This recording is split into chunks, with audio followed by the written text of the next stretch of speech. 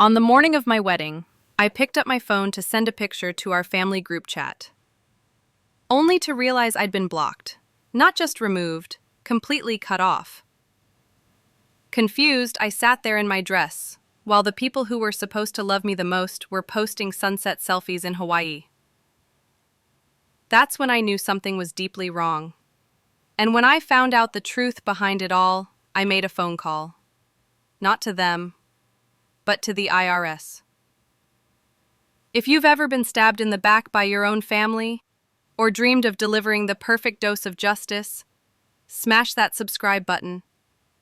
Hit like and comment with the most cold-blooded betrayal you've ever witnessed. Because this story isn't just about revenge, it's about finally choosing yourself. My name is Mackenzie Warner, and until my late 20s, I believed in family loyalty with my whole heart. I grew up in a family-run business, a small chain of construction supply stores that my grandfather started and passed down. My parents were old school, my brother was the golden child, and I was the one who always did the grunt work.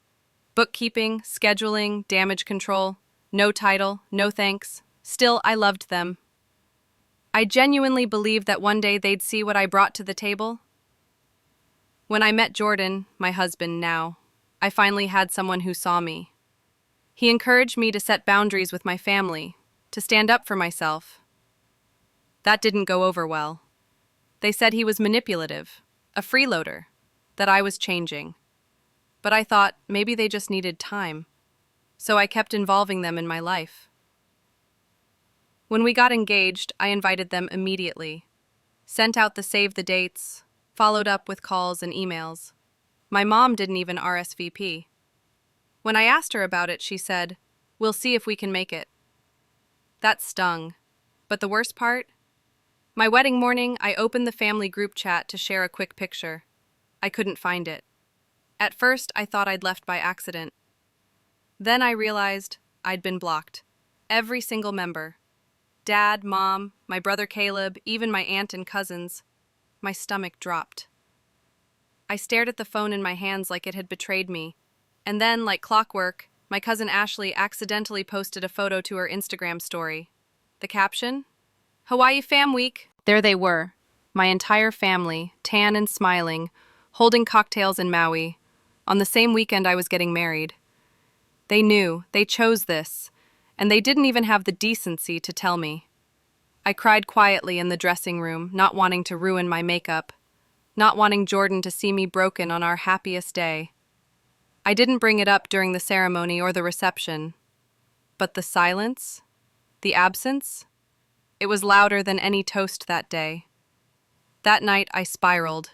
I scrolled through Instagram stories, piecing together their trip like a detective. I wasn't just excluded, I was erased. And that's when something snapped inside me. Not the kind of snap that makes you scream or cry.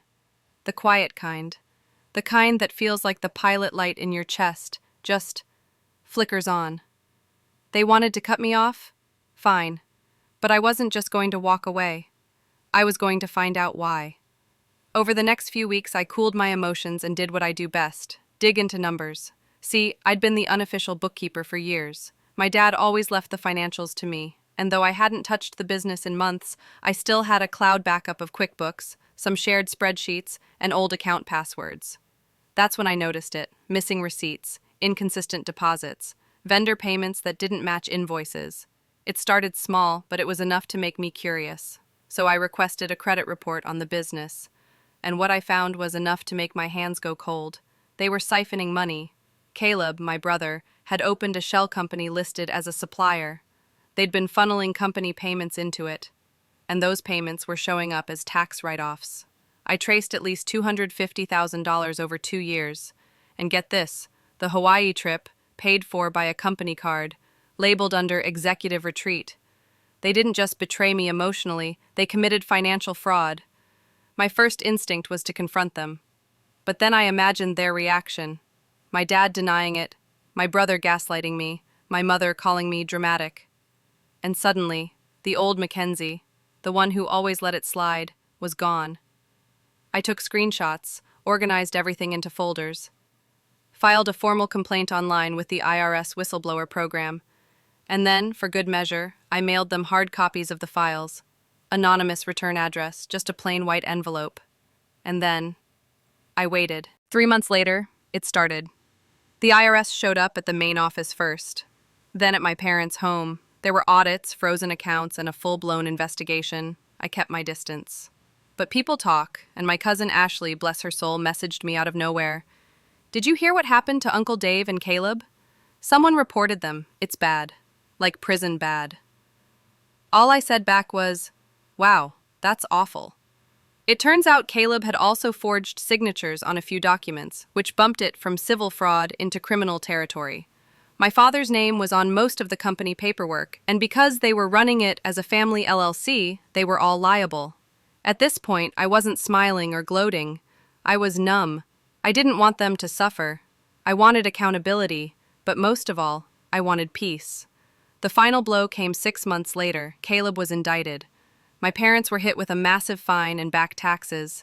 The family business? Liquidated. And the same people who blocked me on my wedding day? They suddenly remembered my number. My mom actually called and said, "Mackenzie, can you believe what's happening? This family is falling apart." I didn't raise my voice. I just said, "Funny. That's what happens when you block the only person who is holding it together." Click. I haven't spoken to them since. Revenge isn't always about rage. Sometimes it's about clarity, realizing the people who broke you don't get to define you. I didn't burn the bridge. They set it on fire and handed me the match. I just made sure they couldn't build another one with stolen money. If that story shook something in you, if you've ever tasted that cold, quiet kind of justice, hit like and subscribe. Drop a comment with the wildest betrayal you've ever witnessed and tell me, was it worth it in the end?